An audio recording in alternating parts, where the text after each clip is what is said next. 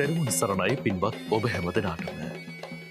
ධර්ම ශ්‍රවණය වෙනුවෙන් සූදානම්ව මේ පේදීත් බෞද්ධ රූපවාහිනිය සමගින් එකතු වන සුපින්වත් ඔබේ හිත සුව පිණිස බෞද්ධ රූපවාහිනී නාලිකාව මේ පැයට නියමිතව සංනිවේදනය කරන දායකත්ව සද්ධර්ම දේශනාව මේ ආකාරයෙන් ආරම්භ කිරීමටයි අපි සූදානම් වන්නේ. පින්වත්නි, මේ දුම් දේශනාව වෙනුවෙන් ඔබ අප හැමදෙනා වෙත මහත් වූ මෙත් සිතින් පරම පූජනීය දරණාගම කුසල ධම්මනා හිමි අනුස්මරණ මැදිරි පරිශ්‍රය වෙත වැඩම කොට වැඩ හිටින පූජ්‍යපාද කෝරළයාගම සරණතිස්ස පින්වත් ස්වාමීන් වහන්සේ අපි පළමුවෙන් සාදු නදින් පිළිගනිමු. සාදු සාදු සාදු. සදහැමතුනේ, දේශනාවේ දායකත්වය ලබා දෙන්නේ පන්නිපිටිය පාර තලවතුකොඩ පදිංචි සයුරි හිමන්ති සහ තමරි ධනුෂ යන දියණිවරුන් ඇතුළු ඒ පවුලේ පින්වත් පිරිස. එහෙමනම් අප හැමදෙනාම මෙතෙන් සිට මෙයතුම් වූ දේශනාව පවත්වන්නට පින්වත් ස්වාමීන් වහන්සේට ආරාධනා කරමු. සාදු සාදු සාදු. සමන්ත චක්කවාලේසු අත්‍රා ගච්ඡන්තු දේවතා සද්ධම්මං මුනි රාජස්ස සුනන්තු සග්ග මොක්ඛදං ධම්ම ශ්‍රවණ කාලෝ අයං බදන්තා ධම්ම ශ්‍රවණ කාලෝ අයං බදන්තා ධම්ම ශ්‍රවණ කාලෝ අයං බදන්තා. නමෝ තස්ස භගවතු අරහතු සබ්බ ධම්මේසු අප්පටිහත ඥානචාරස්ස දස බලධරස්ස චතු වේසාරජ්‍ය විසරදස්ස සබ්බ සත්තුතමස්ස ධම්මිස්ස රස්ස ධම්ම රාජස්ස ධම්මස්සාමිස්ස තථාගතස්ස සබ්බඤුනෝ සම්මා සම්බුද්දස්ස.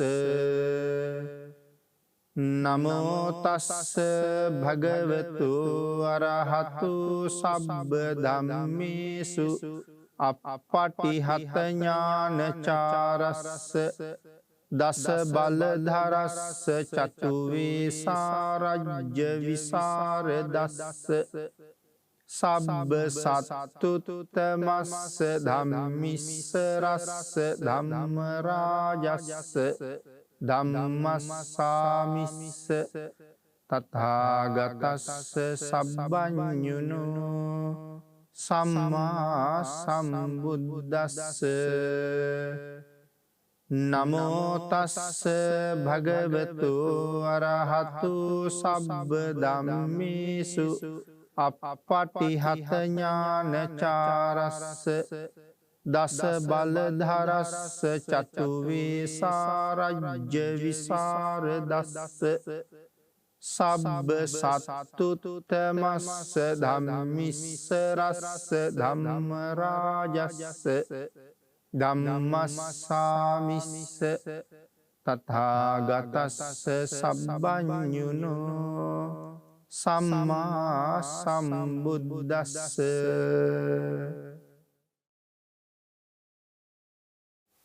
සද්ධර්ම ශ්‍රාවක කාරුණික ගුණගරුක බෞද්ධ පින්නතුනි, බොහෝම ශ්‍රද්ධාවෙන් යුක්තව සියලු දෙනාම සූදානම් වෙන්නේ තිලෝගුරු ශාන්තිනායක සම්මා සම්බුදුරජාණන් වහන්සේ විසින් ලෝක සත්වයන්ගේ හිතසුව පිණිස මහත් වූ කරුණාවෙන් දේශනා කොට වදාළ පරම ගම්බීර වූ ශ්‍රී සද්ධර්ම රත්නයෙන් බොහෝම පුංචි කොටසක් දේශනා කරවගෙන ධර්ම ගෞරවය පෙරදරි කරගෙන දේශනාගත ධර්මයේ ශ්‍රවණය කරන්නත් ඒ උතුම් ධර්මයේ ශ්‍රවණය කිරීම තුළින් ලැබෙන අවවාද අනුශාසනා තම තමන්ගේ ජීවිතවලට එකතු කරගෙන වඩාත් නිවැරදි මෙලව ජීවිතයක් සකස් කරගන්නත් නිවැරදි වුණ මෙලව ජීවිතයක් තුළින්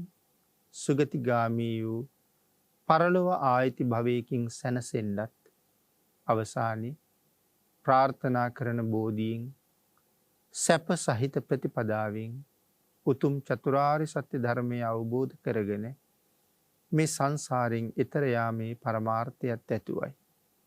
ඒ උතුම් බලාපොරොත්තු, ඒ උතුම් ප්‍රාර්ථනා ඒ ආකාරයෙන්ම මුදුන්පත් කරගන්න උතුම් වූ ධර්ම දානානිසංසයත් ධර්ම ශ්‍රවණානිසංසයත් හේතු වාසනා වේවා කියලා ප්‍රාර්ථනා කරනවා.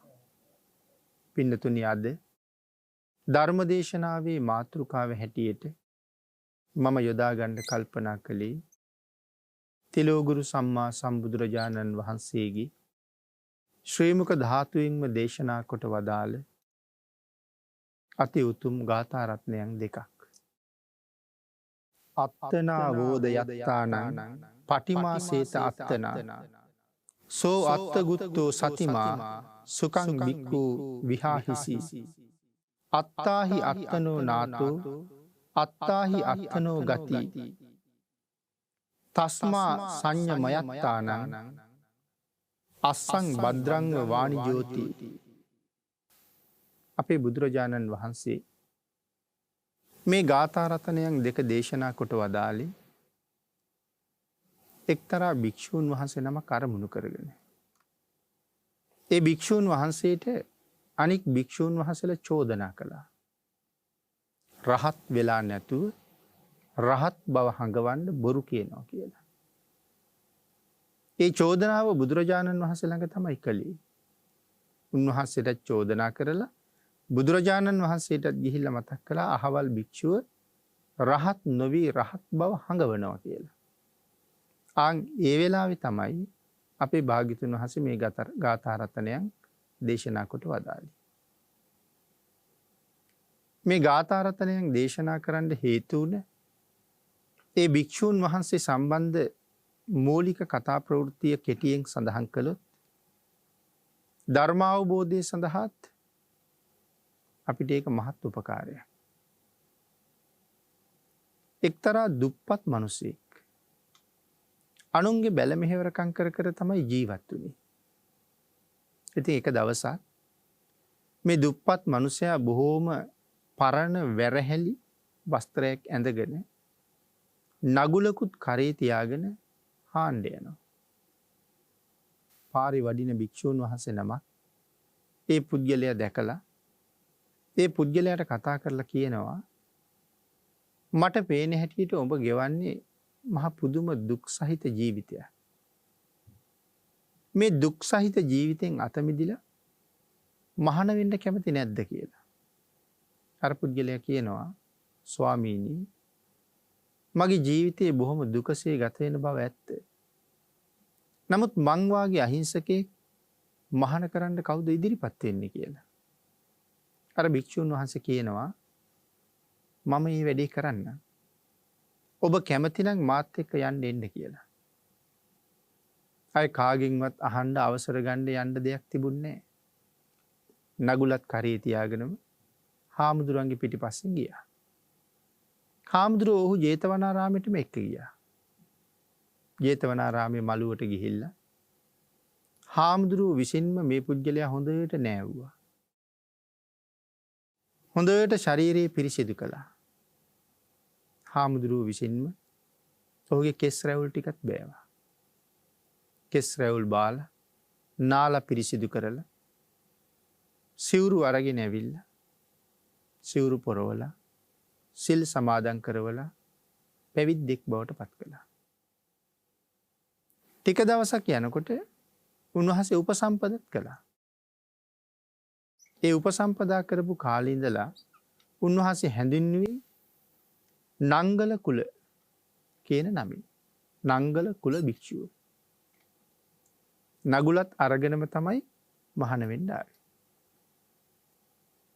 ඉතින් මෙහෙම උපසම්පදාවත් ලබලා ටික කාලයක් පැවිදි ජීවිතේ ගත කරගෙන යනකොට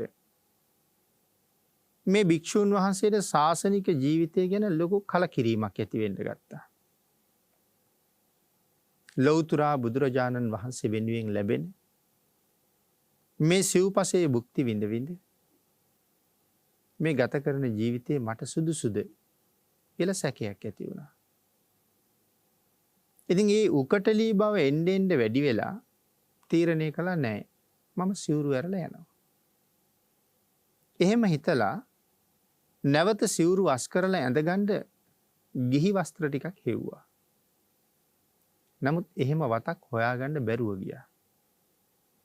නමුත් මතකයි අර මහාන වෙන්න එනකොට ඇඳගෙන ආපු වැරහැලි ඇඳුමයි තමන්ගේ නගුලයි මළුව කෙරවලේ ගහක ඉල්ලලා තියෙනවා. ඒක හරි ඇඳගෙන යනවා කියලා හිතුණා. ඉතින් ඒක දවසක් මළුවෙන් එළියට බැහැලා අර ගහ ගාවට ගියා. ගිහිල්ලා උඩ බැලුවා. මොකද දැන් අර වස්ත්‍රයයි නගුලයි ගහේ එල්ලලා තියෙන්නේ.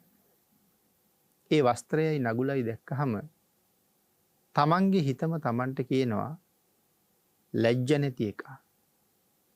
ඔබ මහා දුක්ඛිත ජීවිතයක් ගත කර කර ඉඳලා ඇවිල්ලා මහාන වුණා.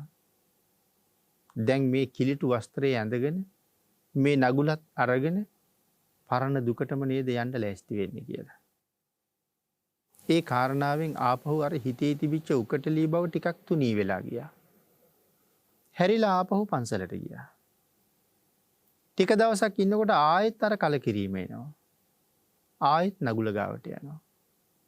ආයෙත් ගිහිල්ලා නගුලයි වස්ත්‍රයයි දිහා බලනකොට ආයෙත් තමන්ගේ හිතම කියනවා උඹ පරණ දුකටම නේදයි යන්න හදන්නේ කියලා. එතකොට ආපහු යනවා. ඉතින් දැන් මෙහෙම කලකිරීමක් ඇති වෙන හැම මොහොතකම අර වස්ත්‍රය ඇඳගෙන නගුලත් අරන් පිටත් වෙන්න එතෙන්ට යනවා. එතෙන්ට ගිහිල්ලා ආපහු හිත හදාගෙන ආයෙත් පන්සලට යනවා. දැන් මේ භික්ෂූන් වහන්සේ දවස් කීපයකට සැරයක් ගහ ළඟට යනවා ආපහු යනවා. ඉතින් ඕක බලාගෙන හිටපු අනෙක් භික්ෂූන් වහන්සේලා එක දවසක් අහනවා ආයුෂ්මතුනි හැමදාම අර ගහ ගාවට යන්නේ ඇයි කියලා. නැත්නම් නිතර නිතර අර ගහ ගාවට යනවා පේනවා. ඒ මොකද කියලා. උන්වහන්සේ කියනවා ස්වාමීනි ගුරුවරයා හම්බෙන්න යනවා. දැන් මෙහෙම ගිහිල්ලා අර කිලිටු වස්ත්‍රයයි නගුලයි කමටහන කරගෙන උන්වහන්සේ රහත් වෙනවා. රහත් වුණාට පස්සේ එතෙන්ට යන්නේ නැහැ. දැන් ඒ යන පාර කැලේ වෙහිලා. අර භික්ෂූන් වහන්සේලා උන්වහන්සේ රහත් වුණ බව දන්නේ නැහෙනි. ඒ නිසා විහිළු කරනවා. ඒ නිසා අහනවා ආයුෂ්මතුනි දැන් ගුරුවරයා දකින්න යන්නේ නැද්ද? ගුරුවරයා බලන්න යන පාර දැන් හොඳටම කැලේ වෙහිලානේ. දැන් ඔබ ගුරුවරයාත් අත්හැරලාද කියලා අහනවා. එක දවසක් උන්වහන්සේ කියනවා එහෙමයි ස්වාමීනි. මට බැඳීමක් තිබුණ කාලේ මම නිතර එතෙන්ට ගියා. නමුත් දැන් මට කිසි බැඳීමක් නැහැ. ඒ හින්දා මට දැන් එතෙන්ට යන්න උවමනාවක් නැහැ. ඒ හින්දා මම යන්නේ නැහැ. ආන් එහෙම සඳහන් කරාම දැන් බැඳීම් නැහැ කියලා සඳහන් කළානේ. ඒක තමයි අර භික්ෂුන් වහන්සේලා කල්පනා කළේ දැන් රහත් වෙලා නැතුව රහත් වුණ බවයි මේ කියන්නේ. ඒකට මේ කියන්නේ බොරු. රහත් නොවි රහත් බව හඟවනවා කියලා ඒ කතාව ගිහිල්ලා බුදුරජාණන් වහන්සේට කිව්වා. ස්වාමීනි නංගල කුල මෙන්න මෙහෙම කියනවා. නමුත් භාග්‍යතුන් වහන්සේ දන්නවා උන්වහන්සේ රහත් වෙලා බව. ඒ නිසා බුදුරජාණන් වහන්සේ අර භික්ෂුන් වහන්සේලාට සඳහන් කළා මහණෙනි මගේ පුතා බොරු කියන කෙනෙක් නෙමෙයි. ඒතර කාටද මේ පුතා කියලා කියන්නේ? අර රහත් වෙච්ච නංගුල කුල භික්ෂුවට. ඇයි මේ භික්ෂුන් වහන්සේට භාග්‍යතුන් වහන්සේ පුතා කියලා කියන්නේ?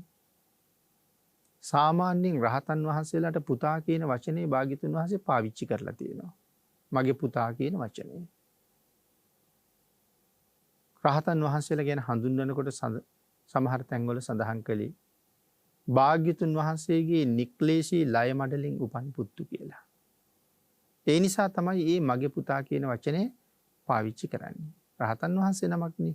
භාග්‍යතුන් වහන්සේ සව් කෙලෙස් නසපු කෙනෙක්.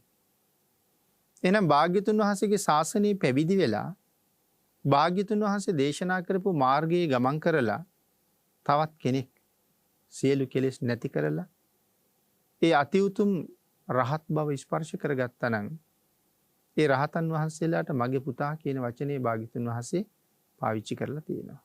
ඒ නිසා සඳහන් කරනවා මගේ පුතා සව් කෙලෙස් නසපු කෙනෙක්.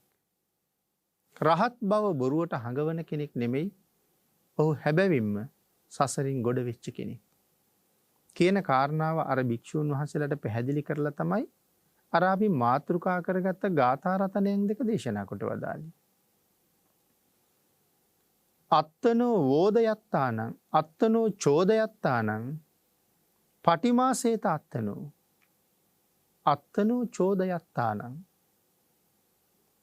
හැම වෙලාවෙම තමන්ට චෝදනා කරගන්න කියලා කියනවා. එතකොට මේ කාටද කියන්නේ? භික්ෂූන් වහන්සේලාට. හැබැයි ඒක අපටත් ගැලපෙනවා. භික්ෂූන් වහන්සේලාට විතරක්ම නෙමෙයි මේ දහම. සකල සත්වයන්ටම. මෙතන භික්ෂූන් වහන්සේලා ඉන්න නිසා උන්වහන්සේලාට දේශනා කරනවා හැම වෙලාවෙම තමන්ට චෝදනා කරගන්න කියලා. මේක පින්නතුනි ජීවිතේ හදාගන්න තියෙන හොඳම ක්‍රමයක්.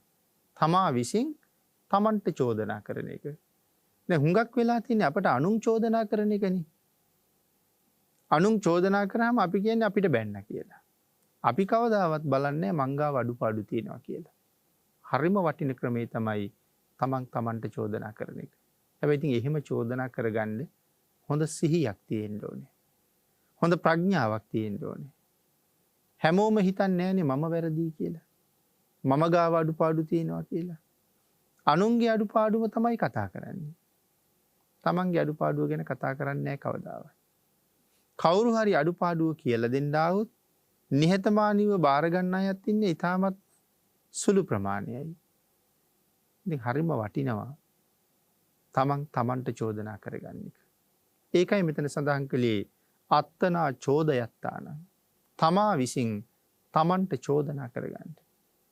කොහොමද චෝදනා කරගන්න කියන්නේ? දැන් මේ භික්ෂූන් වහන්සේලාට කියන්නේ මහණ ඔබ සම්මා සම්බුද්ධ ශාසනයේ පැවිද්ද ලබාගෙන පැවිද්දෙක් හැටියට ඔබ කියන දේවල් ඔබ කරන දේවල් ඔබ හිතන දේවල් පැවිදි ජීවිතයකට ගැලපෙනවද? සංසාරයෙන් එතර යන්න ඒ හිතන කරන කියන දේවල් නිසා පුළුවන්කම තියෙනවද? තමන්ගෙන් එහෙම අහන්න කියනවා.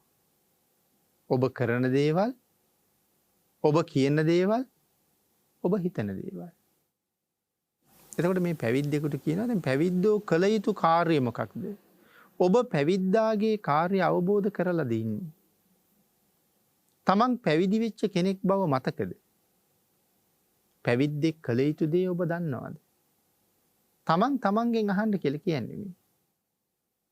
එතකොට පැවිද්දන් කළ යුතු සහ නොකළ යුතු දේවල් භාග්‍යවතුන් වහන්සේ වෙනම දේශනා කරලා තියෙනවා. එක්විසි අනේසනේ වගේ දේවල් මම හිතන්නේ ධර්ම දේශනාවලින් අහලා තියෙනවා. භාග්‍යවතුන් වහන්සේ විශේෂයෙන් කාරණා 21ක් ප්‍රතික්ෂේප කරලා තිනවා. ඒවට කියනවා එක්විසි අනේසනේ කියලා.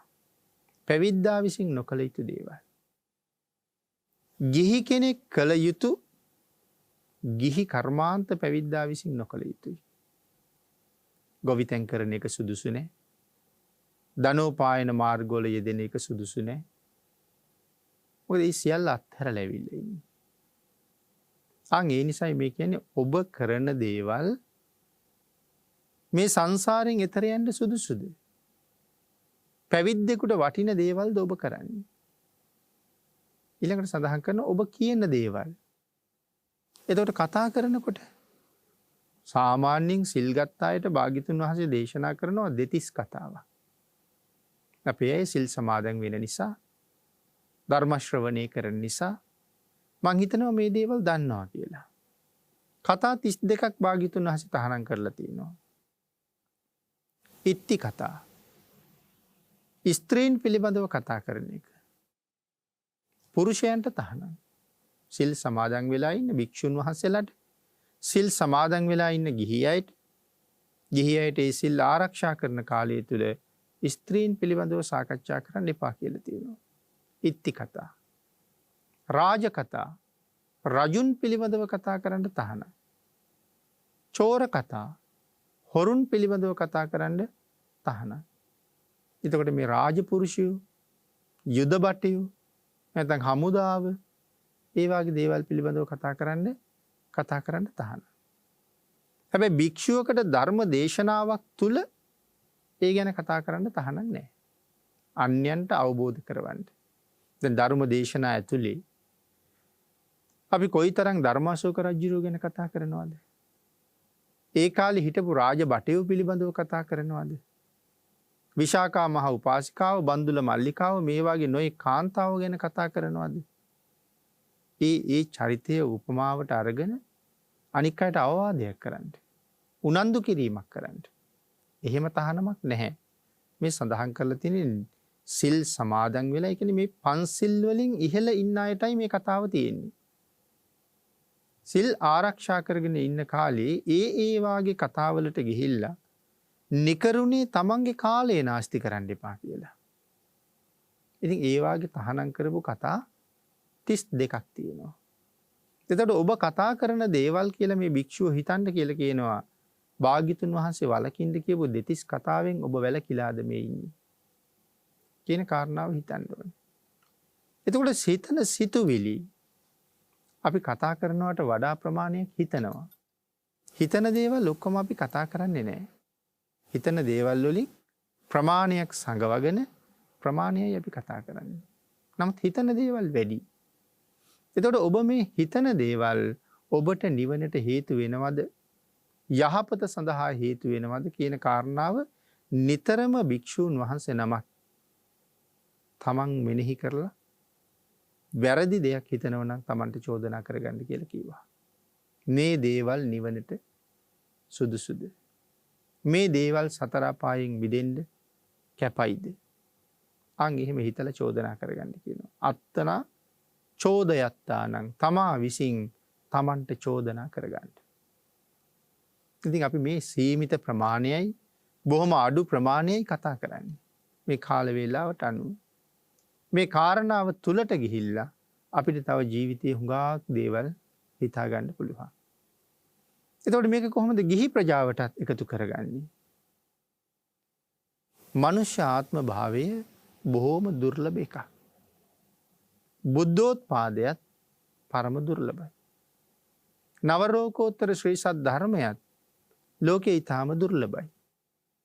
මේ කාරණා තුනම කෙනෙකුට ලැබෙනවා කියලා කියන්නේ ඔවුන්ට මනාවශ්‍යන සම්පත් හම්බෙලා කියන එකයි. හැබැයි සංසාරේ ඊටාමත්ම කලාතුරකින් හම්බ වෙන්නේ. අපිට ඕන තරම් මේ සංසාරේ මනුෂ්‍ය ජීවිත තිබුණා. ඒ තිබුණ තරමට අපිට බුදුරජාණන් වහන්සේලා මුණ ගැහුනේ නැහැ. අබුද්ධෝත්පාද කාලවල ඉපදිච්ච වාරම වැඩි. එදාට අපිට දහමක් නැහැ. හරි වැරදි නිවැරදිව කියලා දෙන්න කෙනෙක් හිටියේ නැහැ. සත්පුරුෂයන්ගේ ඇසුර බොහෝම අඩුවෙන් තමයි ලැබෙන්නේ. සත්පුරුෂෝ ඒ කාලෙට නැති තරම් වගේ මග කියලා දෙන්න කෙනෙක් නැහැ. යටත් පිරිසෙන් පන්සිල්වත් එදාට අපි දන්නේ නැහැ. නමුත් ප්‍රාණඝාත කළොත් නිරේට යන්න සිද්ධ වෙනවා. හොරකම් කළොත් අබුද්ධෝත්පාද කාලෙත් නිරේට යන්න සිද්ධ වෙනවා. නිතර බණ අහන නිසා අහලා තියෙනවා මේ ශික්ෂාපද 5 ලෝකවද්‍ය ශික්ෂාපද. ලෝකවද්‍ය ශික්ෂාපද අතර තියෙන ශික්ෂාපද 5ක් තමයි පන්සිල් කියලා කියන්නේ. ඒ කියන්නේ බුදු කෙනෙක් ලෝකේ පහළ වුණත් නොවුණත් මේ වැරදි කළොත් ඒකාන්තයෙන් නිරේට යන්න සිද්ධ වෙනවා. එතකොට බුදුරජාණන් වහන්සේ නෙමෙයිනේ අපිට මේ ශික්ෂාපද පැනෙව්වේ. භාග්‍යතුන් වහන්සේ කලේ ස්වභාව ධර්මයා තුළ ක්‍රියාත්මක වෙන නීතිය අපිට කියලා දුන්නා. මේ තියෙන්නේ ස්වභාව ධර්මයාගේ නීති 5ක්. මේ පහ උල්ලංඝනය කරන්න එපා.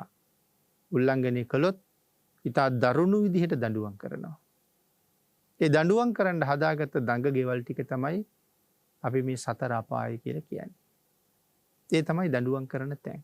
විශේෂයෙන් නිරය. සතර අපායේ තිරිසන්නුත් වැරදි කරනවා. ඒ තිරිසන්නු වැරදි කළා කියලා සමාවක් නෑ කාටත් නිරේ උරුමයි.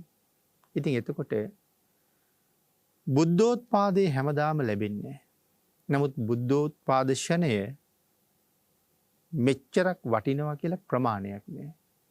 නිමක් නැති තරම් වටිනවා.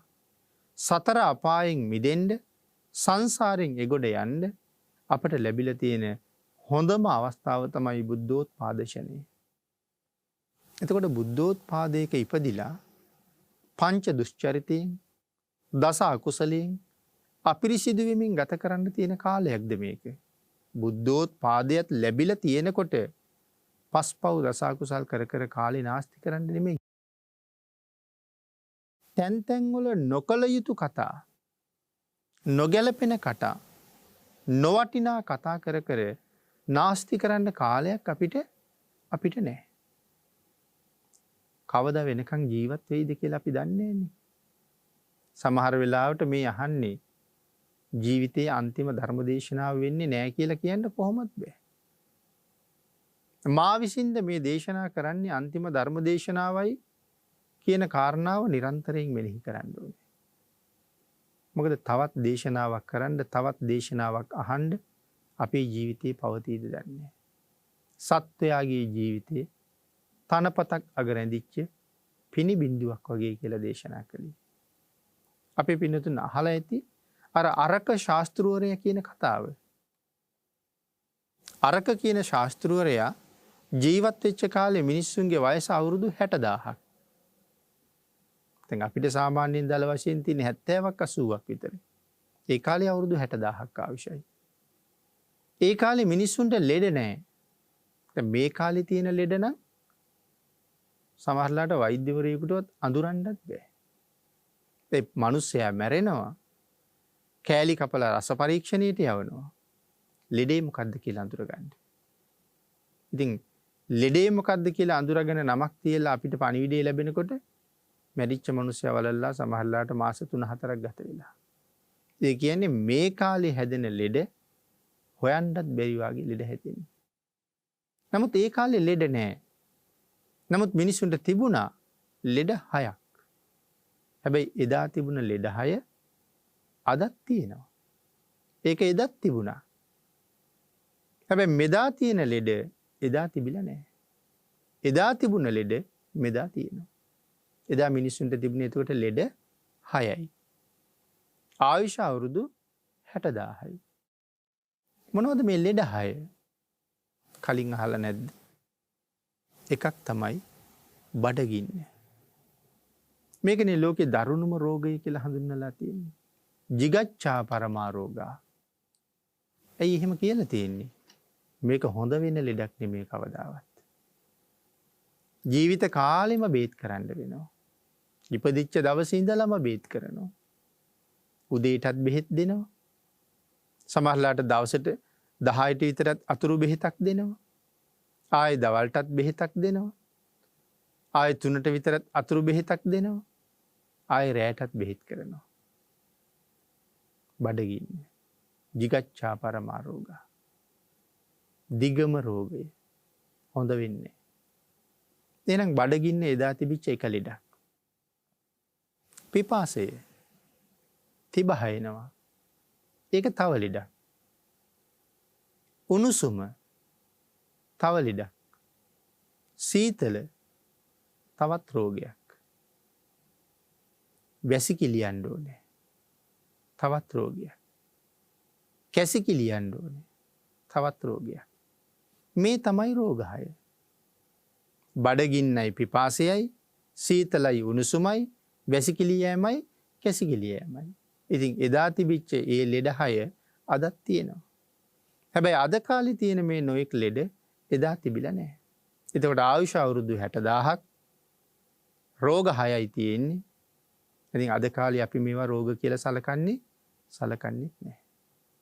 ආං ඒ කාලේ අරක ශාස්තෘවරය කියනවා තමන්ගේ ඔළුවට ගිනිගත්තු. ඒක නිමන්ඩ දඟලන්න එපා. මෙතෙක් ජීවිතය කරගණ්ඩ බැරිවෙච්ච කිසියම් පුුණ්‍ය කර්මයක් තියෙනවනම් ඔළුව ගිනිගනිද්දී ඒක කරන්න කියලා. ඔළුව ගිනිගනිද්දි කරගණ්ඩ බැරිවෙච්ච පින්කම කරන්න. දැන් ඔළුවේ ගින්දර නිමන්නේ ජීවිතය රැකගණ්ඩන. ඔළුවට ගිනි ඇවිලීම නිසා ජීවිතය විනාස වෙන්ඩ පුළුවන් කියලා හිතලා. නමුත් ඒ ගින්දර නිමනිමා ඉන්න ගමන් හර්ද වස්තුව නතර වෙන්ඩ පුළුවන්. රුදිරනාලයක් පුපුරන්ඩ පුළුවන්. වෙනත් රෝගයක් හේතු වෙලා මැරෙන්ඩ පුළුවන්. එතකොට මේ එකම කාරණාව නෙමෙයි ඔළුව ඇවිලෙනවා කියන එක. ලෙඩ කොච්චර තියෙනවද? හෘද වස්තුවත් හැමදාම වැඩ. අපි රැට නිදි නමුත් හෘද වස්තුව වැඩ කරනවා. ඉපදිච්ච දවසේ ඉඳලා තාමත් එක දිගටම වැඩ. දැන් අවුරුදු 30 අවුරුදු 40 අවුරුදු 50 නතර වුණේම නෑනේ. අපි විවේක ගත්තට හෘද වස්තුව විවේක අරන් නෑ. ඉතින් එක දිගට අවුරුදු 30 40 50 60 වැඩ කරන මේ ඉන්ද්‍රිය කොයි මොහොතේ නතර වෙන්න බැරිද? ආන් ඒක නිසා වහ මේ තැන් වල කාලේ නාස්ති කර අල්ලාප සල්ලාප වල යෙදෙමින් පංච දුෂ්චරිතය කරමින් ගත කරන්න කාලයක් අපිට නෑ. සසර බොහොම භයානකයි. සසර බොහොම දිගයි. නරක දුක්ඛයෝ බොහොම භයානකයි. ආන් ඒක නිසා වහ කුසල් රැස් කරන්න කටයුතු කරන්න ඕන කියලා ගිහි අයත් Tamanට අවවාද කරගන්න ඕනේ. එතකොට අපි හිතන දේවල් අකුසල් සහිත දේවල් තමයි වැඩිපුරම හිතන්නේ. කුසල් ගැන හිතනවට වඩා අකුසල් අපිට හිතෙනවා වැඩි. කෙලෙස් වලට හිත ගමන් කරනවා වැඩි. දවසේ පැය 24ක් තියෙනවා. කල්පනා කරලා බලන්නකො මේ පැය 24 තුල කුසල චේතනා කොච්චරක් ඇති වුණාද අකුසල චේතනා කොච්චරක් ඇති වුණාද කියලා. වැඩිපුරම ඇති වෙලා තියෙන්නේ අකුසල. පින්කම් බොහොම කරනවා කියලා කෙනෙක් කීවත් මේ පැය 24න් පැය කීයක් දෛනිකව පින් කරනවද කියලා බලන්න. අපි කියමු දවසකට බණ දෙකක් අහනවා කියලා. හැමදාම දවසකට බණ දෙකක් අහනවා. එතකොට පැය දෙකක් බණ අහන්න යොදලා තියෙනවා. පැය 22ක් මොනවද අපි කළේ කියලා හිතන්න ඕනේ. එතකොට දවස් දෙකක් යනකොට පැය 48ක් පැය 4ක් කුසලයේ තුල යෙදිලා තියෙනවා. පැය 48ක් අකුසලයට එක ගෙවිලා තියෙනවා. එතකොට මෙහෙම ගිහිල්ලා අපිට පුළුවන් වෙයිද මේ සසර කෙරවල කරගන්න. ආන් එහෙම හිතා හැම වෙලාවෙම තමනුත් තමන්ගේ ජීවිතයට චෝදනා කරගන්න ඕනේ. මේ කාරණාවේදී පැවිද්දන් එතන හිටපු නිසා පැවිද්දන්ට දේශනා කරපු නිසා භාග්‍යතුන් වහන්සේ මෙහෙම කරුණු සඳහන් කරලා තියෙනවා. නමුත් භාග්‍යතුන් වහන්සේගේ හැම වචනයක්ම සිව්වනක් පිරිස අරමුණු කරලමයි දේශනා කරලා තියෙන්නේ. ඒ නිසා අපිට චෝදනා කරගන්න ඕනේ. මේ තරම් උතුම් ජීවිතයක් බුද්ධාන්තරයක ලැබිලත් අවසානයේ නිරේට යන කන්ද බලාගෙන ඉන්නේ කියලා.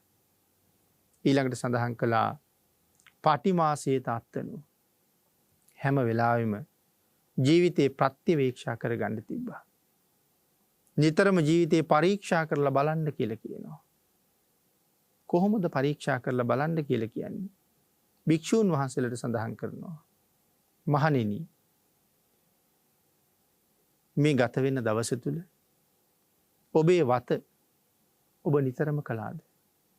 මේකත් මේ Tamanට Tamanගෙන් අහන්න කියන්නේ.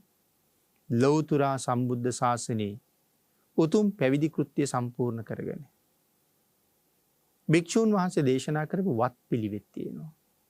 මහවත්, සාමාන්‍යවත්, විශේෂ වත් පිළිවෙත් ගොඩක් තියෙනවා. බුද්ධවත, ආචාර්යවත, උපාද්‍යවත, බත්තග්ගවත, වච්චකුටිවත මේ වගේ වත් සෑහෙන ප්‍රමාණයක් තියෙනවා.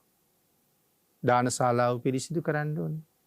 වැඩිමාළු භික්ෂූන් වහන්සේලා දානශාලාවට එනකොට පාත්‍රා පිරිසිදු කරලා පැන් පිළිගන්වන්න සූදානම් කරලා අඳුරුයි නං පහන් දල්වලා මේ ආදි වශයෙන් රාණශාලාවේ කළ යුතු විශේෂ වතක් තියෙනවා.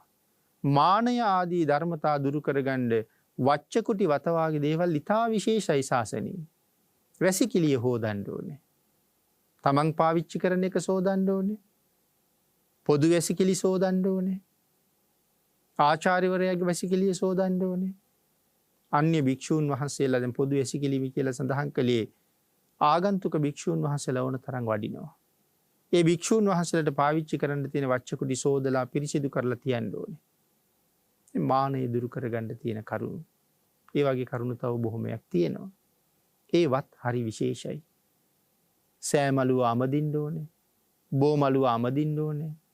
විහාර මන්දිරේ අමදින්න ඕනේ. මනාව පිළිසකර කරලා පිරිසිදු කරලා තියන්න ඕනේ. ඒ වගේ වත් පිළිවෙත් සමුදායක් තියෙනවා. එතකොට තමන්ගෙන් අහන්න කියනවා මේ වත ඔබ සම්පූර්ණ කරනවද?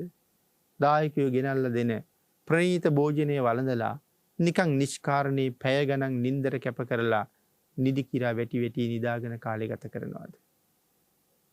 උදෙත් වළඳලා විවේකීව ඉන්නවා.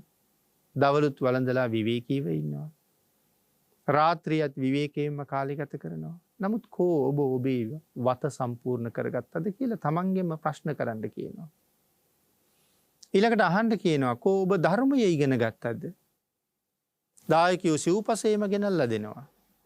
කිසිම දුකක් කරදරයක් කම් කටුල්ලක් පීඩාවක් නැහැ. හේනට යන්නද කුඹුරට යන්නද කඩේට යන්නද හරක බඳින්නද දරුවන්ගේ කටයුතු කරන්නද කිසිම දෙයක් නැහැ. සිව්පසේම ලැබිලා තියෙනවා. ඒ සිව්පසේ පරිභෝජනය කරලා කෝ ඔබ ධර්මයේ ඉගෙන ගත්තද?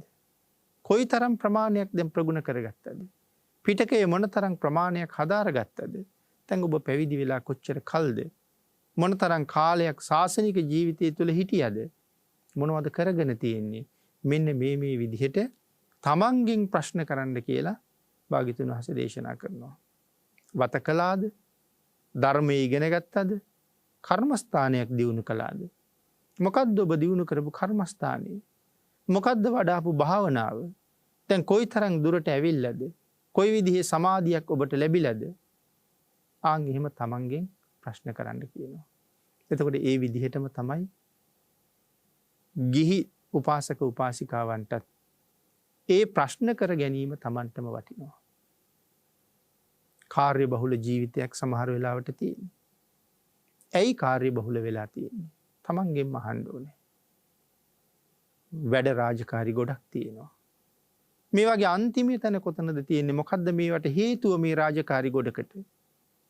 හේතුව තමයි තණ්හාව. එතකොට ජීවිතයේ දවසින් දවස මහා දුක්ඛන්දරාවක් එකතු වෙනවා. ඇයි දුක? ඒකට හේතුව මොකද්ද? දුකට හේතුව තණ්හාව. එමනම් ඒක නිසා තමයි දේශනා කළේ සමුදය සත්‍ය කියලා. මේ තණ්හාව නිසා තමයි ඇති වෙච්ච සෑම දුකක්ම ඇති වෙලා තියෙන්නේ. ඔය කාරණාව තුලින් ජීවිතේ විවේකීව විමසන්න පටන් ගත්තාම මා විසින් අත්හල යුතු දේවල් කොච්චරක් මා විසින් වැළඳගෙන තියෙනවද කියලා තේරෙන්න පටන් ගන්නවා. මා විසින් කළ යුතුම දේවල් අත්හැරිලා තියෙනවා. නොකළ යුතු කටයුතු රාශියක් රැදවල් තිස්සේ මම යොදාගෙන තියෙනවා. එතකොට වැටහෙන්න පටන් ගන්නවා. ඒ නිසා සිව්වනක් පිරිස හැටියට විශේෂයෙන් ගිහි උපාසක උපාසිකාවන්ටත් වත පිළිවෙත ඉතාම වටිනවා. විහාරාරාමවලට ගියහම සෑමලුව අපිරිසිදු වෙලා නම්, බෝමලුව අපිරිසිදු වෙලා නම්, මල්ලාසන අපිරිසිදු වෙලා නම් පිරිසිදු කරලා යන එක සදහැවත් බෞද්ධයාගේ විශේෂ කාර්යයක්. අපි බොහෝ වෙලාවට දකිනවා මල්ලාසනයක් මත තියෙන පරවිච්ච මල් උඩින්ම තමන් ගෙනාපු මල් ටිකක් තියලා ගිහිල්ලා තියෙනවා. සෑමලුව බෝමලුව විහාර මන්දිරයේ අපිරිසිදු වෙලා තියෙනකොටම නැවත තමන් ආපහු හැරිලා ගිහිල්ලා තියෙනවා. සමහර වෙලාවට පිරිසිදු කරලා තිබුණත් අපේ පාදවල වැලි අරගෙන ගිහිල්ලා අපිරිසිදු කරලා යනවා. ඉතින් අකුසල් රැස් වෙන අවස්ථා. නමුත් මේ වත කරලා ගිහි ජනතාවට මොන තරම් කුසලයක් රැස් කරන්න පුළුවන්ද? ගංගාරෝහණ පූජාව මේ වෙලාවේ විස්තර කරන්න කාලයක් නැතත් මම හිතනවා අහලා තියෙනවා කියලා. භාග්‍යතුන් වහන්සේ වෙනුවෙන් මිනිස්සුයි නාගයොයි දෙවියොයි එකතු වෙලා අකනිටා බඹලුව දක්වාම පූජාවක් කරනවා. ඒක විස්තර කොච්චරද කියලා වර්ණනා කරලා ඉවර කරන්න බෑ. ඒ තුන්ගොල්ලම එකතු වෙලා කරන පූජාවක් නේ. මුළු අහස් තලයේ පුරාම දජ පතාක ලෙල දෙනවා. මල් වැල් ඇදලා, කොඩි වැල් ඇදලා, ටිකක් නෙමෙයි අකනිටා බඹලුව දක්වාම. මිනිස්සුන්ගේ පියවි ඇහැට පේන්නේ නැති තරම්ම මුළු අහස් තලයේ පුරාම සරසලා, බුද්ධාසන පනවලා, ඡත්‍ර ඉහළලා, මහා පුදුම පින්කමක්. පහෝදා භික්ෂූන් වහන්සේලා අහනවා, ස්වාමීනි භාග්‍යතුන් වහන්සේ, මිනිස්සුයි නාගයොයි දෙවියොයි හැමෝම එකතු වෙලා බුදුරජාණන් වහන්සේ වෙනුවෙන් ඊයේ කරපු මේ අසිරිමත් පූජාව, මේ වාගේ උපහාර පූජාවකින් පිදුම් ලබන්න සංසාරේ කොච්චර පින් කරන්න ඇද්ද ස්වාමීනි කියලා. ආන් ඒ වෙලාවේ භාග්‍යතුන් වහන්සේ දේශනා කළා, නෑ මහණෙනි, ඒ මම කරගත්ත ලොකු පින්කමක ප්‍රතිඵලයක් නෙමෙයි ඒ තියෙන්නේ. මා විසින් සිද්ධ කරගත්ත පුංචි පින්කමක අතුරු ඵලයක් ඒ තියෙන්නේ. ප්‍රධාන ඵලය නෙමෙයි, පුංචි පින්කමක අතුරු ඵලයක්. ඉතින් සියලු දෙනා වහන්සේලාම කැමති ඒසා මහත් උපහාරයක් ලැබෙන්න මොකද්ද මේ කරපු පූජාව? ඒ පූජාවෙත් අතුරු ඵලය කියලායි භාග්‍යතුන් වහන්සේ දේශනා කරන්නේ. ඉතින් ඒ නිසා ඇහුවා, ස්වාමීනි මොකද්ද? මහණෙනි, මම පසේ බුදුරජාණන් වහන්සේගේ චෛත්‍ය ළඟට ගිහිල්ලා ඒ සෑමලුවේ තිබ්බ තනකොළ ටික ගැලෙව්වා. මගේ උතුරු සළුවට වැලි පුරවලා වැලි ඔතාගෙන ඇවිල්ලා සෑමලුවට දැම්මා. පැම්පානය කරන්න අරගෙන ගියපු කෙන්ඩියෙන් වතුර ගෙනල්ලා සෑමලුව තෙමුවා. කැලෙන් වනමල් නෙලාගෙන ඇවිල්ලා චෛත්‍යයට මල් පූජා කළා. මගේ කුඩය චෛත්‍යයට හෙවන වැටෙන්න කොත් කැරැල්ල ළඟ තිබ්බා. මගේ උතුරු සළුව හොදලා ලී එක ගැට ගහලා චෛත්‍ය ළඟ හිටෙව්වා. කොඩි පූජාවක්, මල් පූජාවක්, ඡත්‍ර පූජාවක්, මළුවට වැලි එතුරුවා. ඒ වැලි දූවිලි නැගෙන නිසා තෙමුවා. මළුවේ තනකොළ අයින් කළා. විශාලාවට වඩින වෙලාවේ බුදුරජාණන් වහන්සේට මල් පාවඩයක් කෙලනවා. ඒ පාවඩේ මල් තියෙනවා භාග්‍යතුන් වහන්සේගේ දන මඩල දක්වා. මල් පාවඩේට අඩිය තියහම දන හිස ගාවට එනකම් මල් වල එරෙනවා. ඒ අර චෛත්‍යයට කරපු මල් පූජාව. යොදුන් 8ක් මාර්ගයේ සම්පූර්ණයෙන්ම සුද්ධ කරලා කඳු ගැට වලවල් පුරවලා ගොඩ කරලා තන්නේ කරම සුදු එළිය අතුරලා. ඒ සුදු එළිය උඩින් තමයි මල් අතුරලා තියෙන්නේ. එතකොට අර තනකොළ සුද්ධ කරලා සුදු එළිය අතුරලා තියෙන්නේ සෑමලුව පිරිසිදු කරලා වැලි අතුරපු නිසා. ගංගා නදිය තරණය කරලා විශාලා මහනුවර පැත්තේ ඉවුරට සිරිපතුල තියෙනවත් එක්කම ධාරානිපාත පොකුරු වෙහි වෙක්කිරෙනවා. පොකුරු වෙහි කියලා කියන්නේ තෙමෙන්න කැමති අය තෙමෙනවා. අකමැති අය ඒ වැස්සෙම ඇවිදගෙන යනවා. ඒගොල්ලෝ තෙමෙන්නේ නැහැ. ඒවා භාග්‍යතුන් වහන්සේගේ පුණ්‍ය මහිමයට වහින වෙහි. ඒවට කියන්නේ පොකුරු වෙහි කියලා. ඒ ධාරානිපාත පොකුරු වෙහි ඇදහැළුනේ සෑ මළුවට කෙන්ඩියෙන් පැන් ඉහපු නිසා. ආපහු වඩිනකොට අකනිටා බඹලව දක්වා භාග්‍යතුන් වහන්සේගේ හිසට ඉහළින් කුඩ ඉහළලා. ඒ අර ඡත්‍ර පූජාව. මුළු අහස් තලයේ පුරාම දජ පතාක ලෙල දෙන්නේ උතුරු සළුව කොඩියක් කරලා පූජා කරපු නිසා. ඉතින් මේ පින්කමේ අතුරු ඵලයයි මේ විපාක දෙන්නේ. ප්‍රධාන ඵලයේ සංසාරේ පාරමිතා පුරාගෙන යන කාලේ විපාක දෙන්න ඇති. ඒක කියලා නෑ. අතුරු ඵලයේ තමයි කියලා තියෙන්නේ. පින්නතින් එතකොට හිතන්නකෝ පසේ බුදුරජාණන් වහන්සේගේ චෛත්‍ය උදෙසා පූජා පවත්වලා මේ තරම් ආනිසංසයක් භුක්ති විඳනනම් මේ බුද්ධෝත්පාද ශනීය ඔබට මට උපස්ථාන කරන්න තියෙන්නේ ලෞතුරා බුදුරජාණන් වහන්සේගේ ධාතුන් වහන්සේලාට. ලෞතුරා බුදුරජාණන් වහන්සේගේ ධාතුන් වහන්සේලා වැඩ ඉන්න චෛත්‍යයට. ඉතින් එවන් සෑමලුවක් ඇමදලා පිරිසිදු කරලා මොන තරම් කුසල් කන්දරාවක් ජීවිතයට ලබන්න අවස්ථාව තියාගෙනද කඩයක් ළඟ බෝක්කුවක් ළඟ මංකඩක කඩපිලක මේ නිෂ්ප්‍රයෝජන කතා කිය සම්ප ප්‍රලාප දොඩෝ ගත කරලා නාස්ති කරන කාලයේ ආය ජීවිතේ කවදාවත් හම්බ වෙන්නේ නෑ. මේ පහුවෙලා යන තප්පරය මට මගේ ජීවිතය කවදාවත් එන්නේ නැති එකක්. ඉතින් ඒක නිකරුණේ ගෙවිච්ච තත්පරයක් වෙනවා නම් ඇත්තටම සසරයි ජීවිතය ගැන දන්නවා නම් ගත වෙන තප්පරයක් Tamanට පාඩුයි කියලාම තමයි හිතෙන්නේ. ඒ නිසා දේශනා කළා සෝ අත්ත ගුත්තෝ සතිමා සුකං බික්කු විහාහිසි. මහණෙනි, Taman විසින් මනාව තමන්ව ආරක්ෂා කරගන්න. අපි ආරක්ෂා කරන්න වෙන කවුරුවත් ඉන්නේ නැහැ. මාව රැක ගැනීමේ කාර්ය කරගන්න ඕනේ මමම විසින්. මගේ හිතේ උපදින අකුසල චේතනා මගේ හිතේම ඉපදුනා මිසක් අනුන්ගේ හිතවල ඉපදිච්ච අකුසල චේතනා මගේ හිතට එන්නේ නැහැ. මම්මයි අකුසල් උපදවලා තියෙන්නේ. ඒ ඉපදිච්ච අකුසල් වලට අනුව මම්ම තමයි ක්‍රියාත්මක වෙලා තියෙන්නේ. සතර අපායේ යනවන ඒ යන්න අවශ්‍ය පව් මම කරපුවා මිසක් ස්වාමියා කරපු පව්වත්, දරුවෝ කරපු පව්වත්, අම්මා තාත්තා කරපු පව්වත්, යාළු මිත්‍රයෝ කරපු අකුසල්වත් මට භුක්ති විඳින්න වෙන්නේ නැහැ. මම කරපු ටිකම තමයි මම විඳින්නේ. ඒ නිසා මනාව තමන්ව ආරක්ෂා කරගන්න කියලා දේශනා කළා.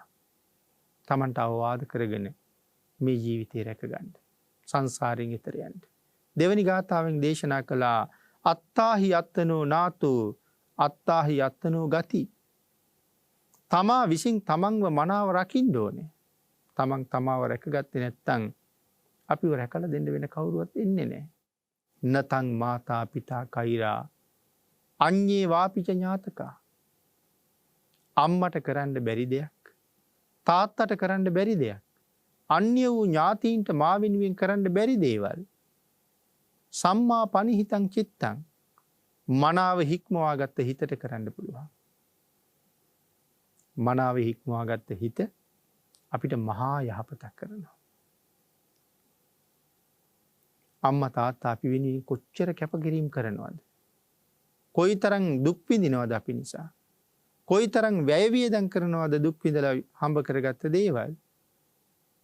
නමුත් මව්පියන්ට බෑ අපි කවදාවත් නිවනට යවන්න. මව්පියන්ට බෑ අපි කවදාවත් සුගතියට යවන්න. ඒකයි සඳහන් කළේ අම්මට තාත්තට කරන්න බැරි දේවල් මට පුළුවන් යහපතේ පිහිටලා මා වෙනුවෙන් කරගන්න. ඒ නිසා සඳහන් කරනවා තස්මා සංයමයත්තානං අස්සං භද්‍රංව වාණිජෝති. මේ අස්සයෝ විකුණන වෙලෙන්දෙක්. ඒ වෙලෙන්ද ගාවේ ඉන්නේ ඊටාම වටිනා අස්සයෝ. වටිනා අස්සයෝ තමයි ඉන්නේ. අජානීය අස්සයෝ වගේ. ඉතින් ලොකු මිලකට විකුණ ගන්න පුළුවන්. වටිනාකම අඩු වෙන්නේ නැහැ. එවන් සම්පත් තමන් ළඟ තියෙනකොට ඒ වෙලෙන්දා ඒ අශ්වයෝ මොනතරම් පරිස්සම් කරනවද? මිලෙන් ප්‍රමාණ කරන්න බැරි තරම් ඉතාම වටිනවා. ඉතින් තමන්ට ලොකු ලාභයක් ලැබෙන නිසා ඒ අශ්වයා පරිස්සම් කරනවා. අශ්වයාගේ පාද වෙනම, ලෝම වෙනම, ශරීරය වෙනම.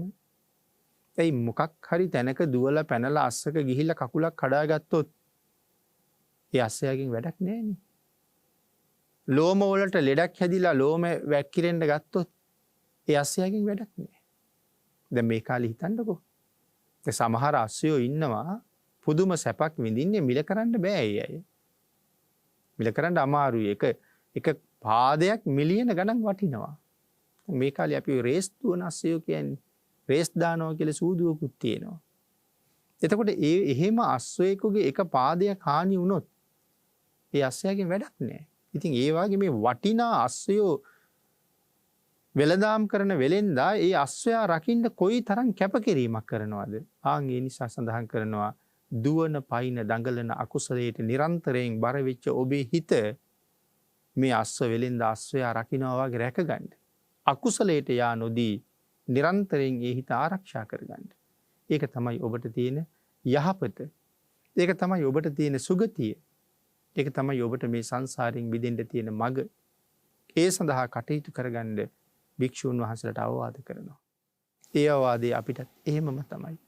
මේ උතුම් අවවාද ටික ජීවිතයට එකතු කරගෙන තමන් පිළිබඳව නිතර විමසමින් තමන්ට චෝදනා කරමින් තමන්ට ප්‍රශංසා කරමින් මෙලව සුවපත් කරලා පරලෝ සුගතිගාමී කරගෙන ඔබ ප්‍රාර්ථනා කරන බෝධියෙන් උතුම් නිවනින් සදාකාලිකව සැනසෙන්න ලබාගත් උතුම් මනුස්ස ජීවිතයට ශ්‍රේෂ්ඨ බුද්ධාන්තරයෙන් ප්‍රයෝජන අරගෙන හැබෑම සාධාරණයක් කරගන්න භාග්‍යතුන් වහන්සේගේ ආශිර්වාදයෙන් ශක්තිය ධෛර්යය භාග්‍ය වාසනාව උදා වේවා කියලා ආශිර්වාද කරනවා. පින්නතුනි අද ධර්මදේශනාවේ දායකත්වයේ දරුණු ලබන්නේ සයුරි හිමන්ති සහ තමරි ධනුෂි යන දියණියන් දෙදෙනා විසින්. අංක 1135 පන්නිපිටිය පාර තලවතුගොඩ ලිපිනෙහි තමයි පදිංචි වෙලා ඉන්නේ. උතුම් අරමුණ හැටියට දියණියන් දෙපළ සිහිපත් කරනවා. නිදන ප්‍රාප්තියට පත් වුණ එම්.කේ. ප්‍රසන්න බාප්පාටත් විල්ලෝරගේ සොලමන් අප්පුහාමි සීයාටත් පී.වී.ඩී.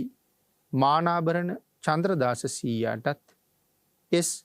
ප්‍රේමාවතී ආච්චි අම්මාටත් සුමනා බොරළුගොඩ ආච්චි අම්මාටත් මේ උතුම් පින්කමෙන් ලබාගත් පින් අනුමෝදන් කරන බව සිහිපත් කරමින් දේශනාව සිදු කළ පින්වත් ස්වාමින් වහන්සේටත් නිදුක් නිරෝගී භාවයේ දීර්ඝායුෂ ප්‍රාර්ථනා කරමින් තම දෙමව්පියන්ට ගුරුවරුන්ට සහෝදර සහෝදරියන්ට සියලු කල්යාණ මිත්‍රයින්ට නිදුක් නිරෝගී භාවයේ දීර්ඝායුෂ ලැබේවා කියලා ප්‍රාර්ථනා කරනවා. අප සියලු දෙනාටම නිවන් දක්නා ජාති දක්වා කල්යාණ මිත්‍ර ඇසුර ලැබීම නිවසේ ඇති දෙඩි වී මිය ගිය සියලුම සුරතල් සතුන්ට පවා රැස් කරගත් පුණ්‍ය ධර්මයන් අනුමෝදන් කරන බව සිහිපත් කරනවා. දියණියන් දෙපළගේ උතුම් ප්‍රාර්ථනාවන්ට අනුව පින් අනුමෝදන් කළ මියගිය ඥාතීන් සියලු දෙනාටම පින් අනුමෝදන් වේවා. දෙමව්පියන් ගුරුවරුන් ඇතුළුව ආශිර්වාද කළ සියලු දෙනාටම රත්නත්‍රී ආශිර්වාදයෙන් නිදුක් නිරෝගී භාවයේ චිරජීවනයේ ලැබේවා. දියණියන් දෙපළටත් ශ්‍රද්ධාවෙන් මේ ජීවිතය තුළ බොහෝ කුසල් රැස් කරගන්නත් සත්පුරුෂයන් ඇසුරු කරමින් සත්පුරුෂයන්ගේ අවවාද අනුශාසනා ලබමින් ඒ අවවාද අනුශාසනා ඉවසන්ඩ නිහතමානී සිත් නිවන් දක්නා ජාති දක්වාම පහළ කරගනිමින් අබුද්ධෝත්පාද කාලවල ඉපදුනත් නිර්මල තිසරණයේ එදාටත් වැටහිමින් වහවහා සංසාරයෙන් එතර යන්න කටයුතු කරන්න භාග්‍යතුන් වහන්සේගේ ආශිර්වාදයේ තුල ශක්තිය ධෛර්යය භාග්‍ය වාසනාව උදා වේවා කියලා ප්‍රාර්ථනා කරනවා.